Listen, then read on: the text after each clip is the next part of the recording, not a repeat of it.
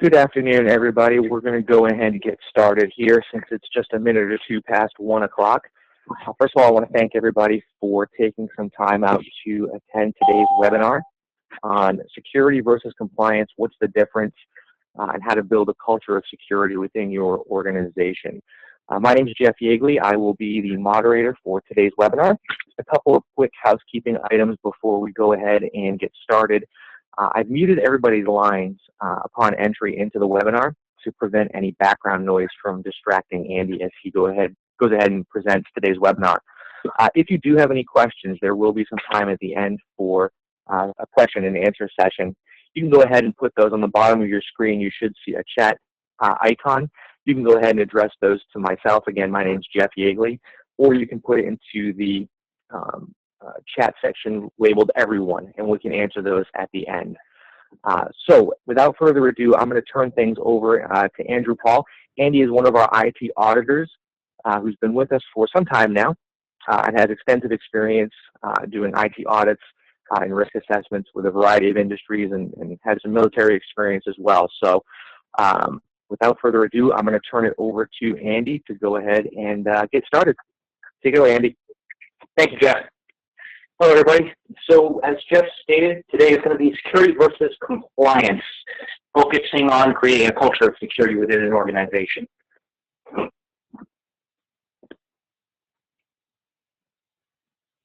So, a few things we're going to go over today.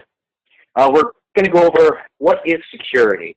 We're going to do some background into security, some defining matters. What is compliance? Security versus compliance, as you'll see throughout the webinar, they are not the same thing.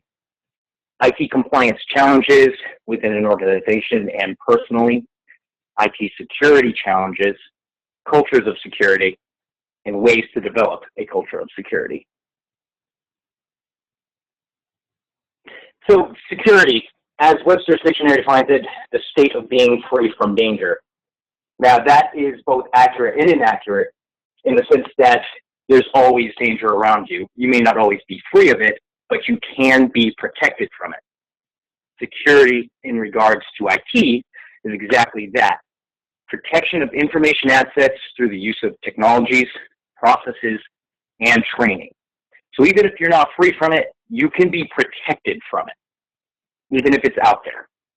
It's a big part of the overall culture of an enterprise and organizations. Security physically, digitally, logically, always taken into account.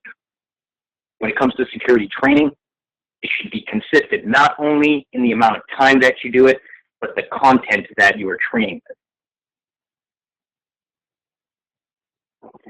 Compliance, on the other hand, conforming to a rule such as a specification, policy, standard, or law, making sure that you meet a standard. Regulatory compliance is exactly that, describe the goal that an organization aspires to achieve. We want to make sure that we meet whatever compliance standard is set forth in the organization or beyond. These principles are designed to increase productivity and ensure security. Now, compliance is not security. We'll figure that out on the next slide. Compliance can be applied in different fields, such as plastic card industry, HIPAA, high-tech, FERPA, and more.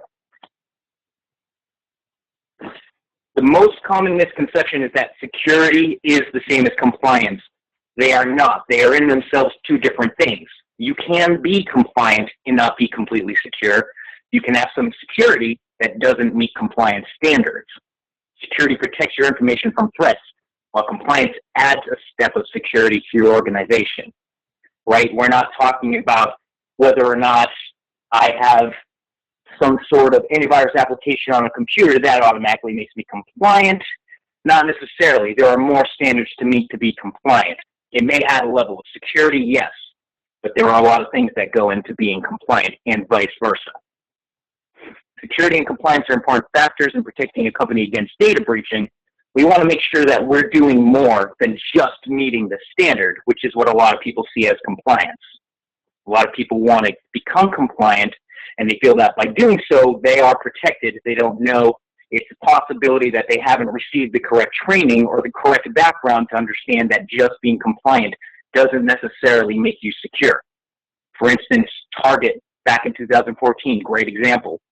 They were compliant. They were compliant with PCI DSS, but they weren't fully secured, and because of it, there was a data breach. So some of the IT compliance challenges that are set forth: employees. The first line of defense. A lot of people think that the hardware you use or the security software you use is going to be it, but it's not. It's the people who handle it. Employees of the organization play important roles in protecting the organization's confidential data. You get an email. It has something suspicious in it. You are the first line of defense. Not clicking on the link in that email is going to prevent any further actions from occurring, whether it's installing malicious software, bringing you to an unsafe website, things like that.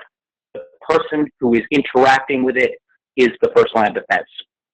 Laptops should be provided for the employees, and specific information security policies should be created to protect the network from cyber infiltration. We should be giving, organizations, I should say, should be giving these mobile devices, these laptops, to employees pre-imaged with security software. There should be policies in place that dictate what can and cannot be put on these machines, what antivirus should be on these machines at all times, same with procedures that go into place with the policies. Mobile devices, preventative measures should be taken to restrict unauthorized access to corporate data should an employee's mobile device be lost or stolen. Now, this is a big one. A lot of people use personal devices. If you use a personal phone, personal tablet, a Surface Pro, anything like that, and it does handle internal confidential information, it may not be owned by the organization, but it has organization data on it. It needs to comply with that organization's acceptable use. There needs to be some kind of PIN lock on it, right? And I know that goes against the culture. A lot of times people don't like to add these extra measures of security, especially if it's on a personal device that they're using for work. They don't want to have to put a PIN because it's easier. But that's where the whole culture thing comes in. That's why it's best for an organization to distribute hardware. There needs to be PIN codes. There needs to be encryption on email transfer, VPNs when being used on Wi-Fi networks that aren't at home or at work. There have to be measures in place to make sure that that data is going to be secured. And the biggest one is if somebody is trying to break into the device, if it's been lost or stolen, there needs to be a way to eliminate the data should the person fail to log in. Third-party applications, threats caused by the use of unseen third-party solutions. Almost every organization uses some form of third-party application. A lot of companies use, for instance, Office 365. It's a well-known application by a worldwide vendor. We understand that. But when it comes to some third-party applications that have independent coders, things like that, we don't always know for sure that those applications have been vetted, which is why it's important to make sure that we have compliance attestations from vendors of third-party applications. Cloud service providers, ensuring that your customers' data is properly protected and in compliance with all relevant regulations. Almost every organization uses some kind of cloud vendor. Once again, Office 365 uses OneDrive. We have Box.com. We have Google Docs. There are hundreds of cloud providers out there. If someone loses their credentials to their cloud provider and someone else gains access to them, any secured information on those drives becomes open to those hackers, to the world. So we need to make sure there is a culture in place that shows people how to keep that data protected, how to keep their own credentials protected, make sure that there are policies in place for changing passwords, things like that. Some of the IT security challenges. Like I just said, compromised credentials and devices. Malware has certainly evolved to become more sophisticated and dangerous than ever. One of the biggest things that has happened with malware recently is actually a system that anti-malware uses called heuristics. Heuristics has the ability to track daily usage, to be able to see which files are used more often, and if a file is used at a part of the day that isn't normal for what you're used to, anti-malware can detect it and tell you if there's something strange going on. Malware has started using the same things to detect files that you rarely use and files that may get passed over by anti-malware so that they can insert an application or malicious code somewhere in your machine or in your device that can't be detected right away. That's all it needs. It just needs to insert it once. If it gets found later by an application or by a process, it won't matter. The infection has already happened. Lateral hacker movement and breach containment, we don't know what that is. It's when somebody has already gained access to a machine or an application and they jump from app to app and try to find some sort of vulnerability in it. And once they do, it's game over. Stitched together security is when you're using different solutions, cobbled together security solutions instead of one holistic product. A lot of organizations do that, whether it's using one brand of firewall, different brand of firewall, I should say, at different locations or different antivirus solutions. A lot of times, one endpoint solution is best for an entire organization. That way, it can be managed from central consoles. It's easy to find any changes that are made through logging. Stitched together security is not a good way to do things. Unfortunately, there's a culture that relies on having affordable security measures, and that's not always the best. This year's study found an average consolidated total cost of data breaches at $4 million. Who knows, organizations like Target probably had half that to pay in breach security. We've seen just this past year a few breaches from a couple of years ago that are coming into light that are showing how much data was actually compromised, and it costs a lot of money to recover from that. Cultures of security. Don't confuse cyber awareness programs with security training. They are two different things, just like compliance and security is. Cyber awareness revolves around making people understand that there are threats out there and kind of how to detect them, whereas training is in-depth. Security training goes over specific topics, how to respond to them, and how to protect yourself from them. Awareness is just that. It's being told, hey, there are threats out there. Here's what they look like. If you see something, say something. Make sure that everyone in the organization understands what to look out for. But security training is one of those things that should be mandated by an organization, both for compliance and security, making sure people understand the ins and outs of what is harmful to an organization's data or to people. Like I said, physical security, logical security, it's all just as important. Don't stay with your status quo. If you're using a solution or solutions right now, especially if it's a security training solution or cyber awareness solution, it gets stale. Do not stick with just one thing, especially if it's the bare minimum. Increase your training. Change it up because technology is always changing. That means threats are always changing. So your training and awareness programs need to change with it. Don't rely on videos or just PowerPoint slides as primary channels for awareness programs. Do things like go out of the box, watch a webinar like this one about how to look out for security threats, how to train on getting that culture in. Some people have pushback on it, but in the end, it's going to end up being the best solution for an organization. Don't forget anyone in the organization. Don't make security awareness an optional extra. Just because IT departments have the most handle on data and technology doesn't mean they're the only ones that should understand security and threats and have awareness on security and threats. Everyone in the organization handles some form of technology, whether it's a piece of hardware or data. Everyone who handles technology needs to know what to look for and needs to know how to recover and react to a breach or to a security incident. Don't focus solely, on compliance or make awareness just a check-the-box exercise. Like I said, a lot of people think that compliance is, if I meet this standard, I'm good to go. But like Target, they were compliant, they checked all the boxes, but they didn't go above and beyond. You need to go above and beyond. You need to do due diligence when it comes to training, not just check that box and say, I've met the compliance requirements set forth by the industry and by our organization.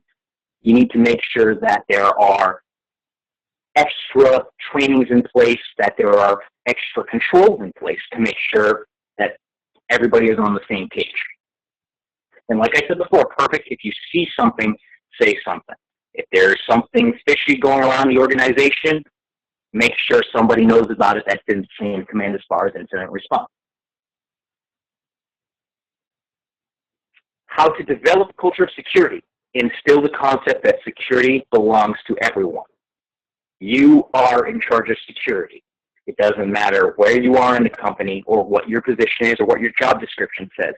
Everyone in one way or another is responsible for security because, like I said at the beginning of the webinar, it starts with the employee. The employee is that first line of defense. So everyone is responsible for making sure that security is in place. Focus on awareness and beyond. That's taking that extra step. First, make sure that everyone in the organization is aware of the threats, then take care of training them. Reward and recognize those people that do the right thing for security. If somewhere in your organization you require cards to get from office to office or from sector to sector, somebody loses a card, make sure that somebody turns that card into security operations and doesn't just hang on to it until they find who it belongs to themselves. This is how data breaches occur. This is how physical breaches occur. And once that happens, let them know that they're doing the right thing and have other people come to that person for information and advice on what they did. That way everybody's on the same page. Build that security community. Get everybody on board. That's the culture of it, making sure that everybody is in tune with one another and the scenarios that can happen. Make security fun and engaging. Tabletop exercises, phishing exercises that get people engaged. It's a way to test things out without actually creating a threat. You design virtual threats for your organization and see how people react. In the end, it can be a very, very engaging situation. Security awareness. Training is a formal process for educating employees about computer security. Employees should be taught about who to contact if they discover a security threat. That incident response, that chain of command. Don't focus solely on compliance or make awareness just a check the box exercise, like we said before. Compliance is good. It's a requirement, but security is necessary too. Compliance only hits one small portion of security, the bare minimum, to be compliant. We want to make sure that we are secure all the way to the top. Importance of security awareness training. We need security awareness to comply with required regulations. Security awareness is something that is mandated by compliance. It needs to be done. It needs to be done at different time intervals, usually annually, semi-annually, and whatever your security policies and procedures dictate for the organization. Constant changes in threat landscape, updates on the latest cybersecurity threats like ransomware, CEO fraud, phishing, and spear phishing. Ransomware being one of the biggest, and like I said before, as threats change, we need to change our ideology on how to combat them. That means changing our training plans, changing the type of training we do. Like I said, that content needs to change. Don't stay with the status quo. Ransomware being one of the biggest. We've had organizations that have had to pay the fines, and that's because some data is just too important to lose. Things are getting a little better with some of the ransomware encryption keys being released publicly and things, but we can't rely on that stuff in the future. CEO fraud, someone pretending to be someone they're not to gain access to financial data. Phishing and spear phishing, using emails and websites to gain personal information from people so that they can access applications or gain information on accounts.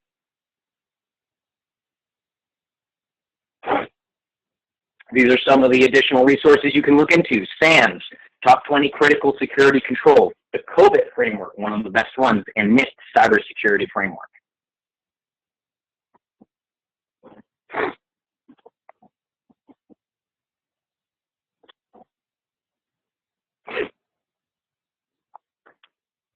All right, Andy, good job, man. Appreciate you going through that stuff here.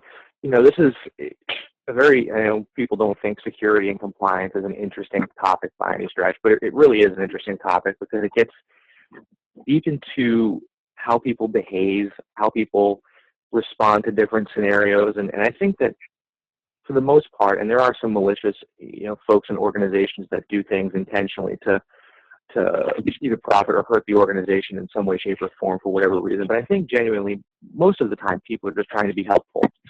So when you get that phone call from a suspicious phone number that says that they're from your IT department asking you to click on a link and install the latest updates to your operating system, or when you're walking into your office building that has, as Andy mentioned, one of those access cards that allows people, restricts access for people that shouldn't be in there coming in, when you have someone running behind you and saying, oh, hey, can you hold the door? I forgot my badge at home, and you hold the door. Piggybacking, tailgating. You're not going in there and saying, I think I'm going to do this so they can run around the office and steal confidential information. You're really just trying to be helpful.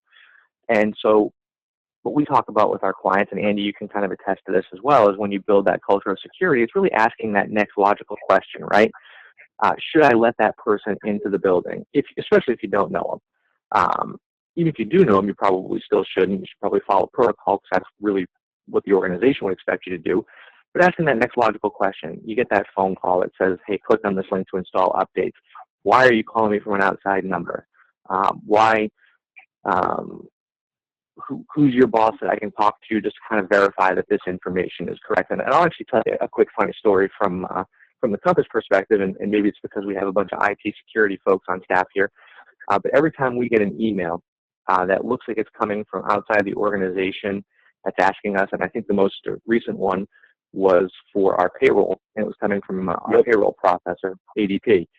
And it happened to come out at the same time as we had a quarterly company meeting. And I think everybody questioned as to whether they should click on the link or not, and asked if it was legitimate. So just asking that next logical question, because as Andy mentioned earlier in the webinar, one click of a wrong link can have serious ramifications for an organization. So again, just ask that next logical question. Is this legit? Does something seem odd about this? CEO fraud, we've seen a huge uptick in that, whereas people are spoofing to be an executive and asking for transfers of sometimes millions of dollars to an offshore account. Sure, it looks like it follows protocol, but it's going to a bizarre location. Ask that next logical question. Call that executive up and say, hey, did you just send me an email asking me to transfer $7 million to a Russian account? Seems a little weird to me. Just want to verify and make sure. Have processes in place to do double check those types of things. Ask that next logical question, one more step. So I don't want to piggyback too much on top of that, but it's people look at this as kind of being not the most interesting topic, but when you kind of dig down into it and look at kind of the human aspect of it, and as Andy identified early in the presentation, the employees are your first line of defense. So if they're not properly equipped to quote unquote go into battle, then the chances of them being successful are not as good or as strong. So I'll stop yapping over here. Couple questions. If anybody has any additional questions, feel free again to put it into that chat box on the bottom. One question that we got, just kind of a general housekeeping question, is will a copy of the presentation be available?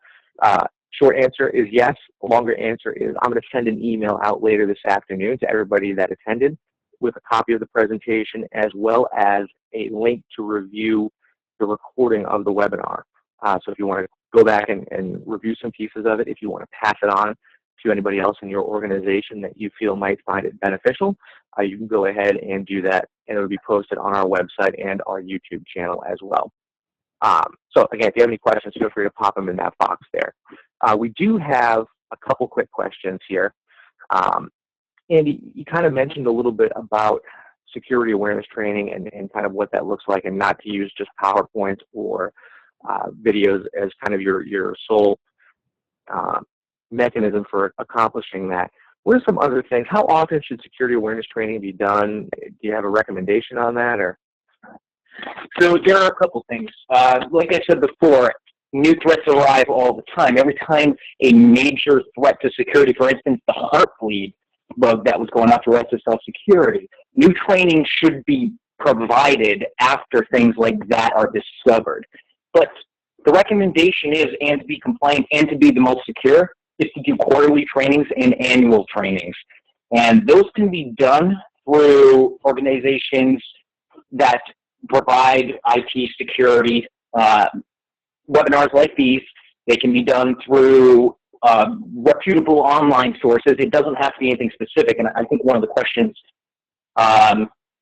that some people are going to be asking are, is there anything mandated?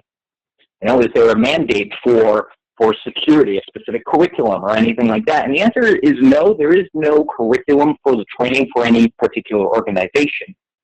There needs to be, as the webinar explained, a culture in place, but really it's about getting new content as it comes out and producing training programs based on that. Don't use the same stale stuff.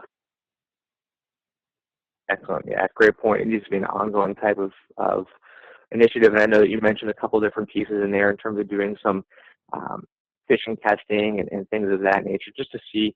We do this, of course, from an outside perspective with a lot of organizations, and it's shocking how many people will click on a link from someone that they really don't know and enter any type of information. And in fact, we did this for a conference just to kind of prove the point back in July for a conference that we had never attended before. It was our first year, and we sent an email with their permission, of course, the conference organizers, out to, let's say, 400 and some odd attendees.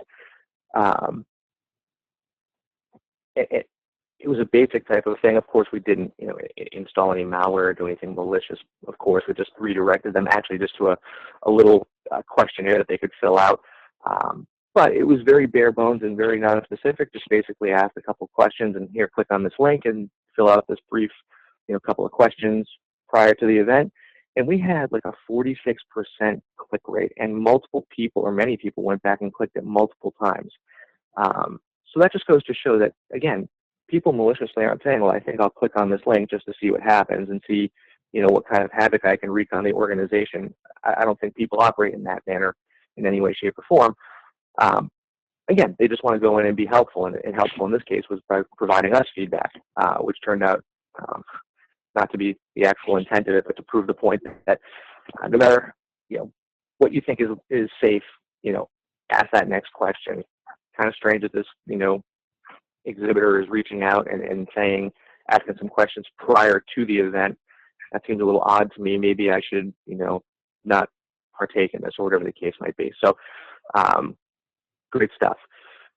I think, unless there's anyone's up there, we're right at about 1:30 here, but I think those are all the questions that we have today. So in closing, Andy, I want to thank you. Awesome job on the presentation. Appreciate you taking the time out of your day to go ahead and present this information. I think it's important for everybody to hear. For everybody that was able to join, thank you for taking the time out of your days to go ahead and attend the webinar. Again, we'll send out a copy of the presentation as well as the link to the recording of the webinar later this afternoon. As we're approaching the holiday season here, our next webinar, since we do these on a monthly basis, is going to be early in December. It's going to be December 14th, and it's really going to be focused a lot towards financial institutions. It's going to cover the topic of the State of New York Department of Financial Services recently released legislative guidance that is recommending every financial institution, regardless of size, implement a sweeping and very intense cybersecurity program, including appointing a chief information security officer at each organization. So we're going to cover the topics of what specifically that means, not only for folks in New York. I will be presenting that one as well. And we'll have Andy again next month, so you can look forward to seeing him again. So everybody, just want to say thank you again for taking your time out of your day to attend. We'll send this out later today, and we hope to see you folks back on the 14th. Take care, everybody. Have a good day.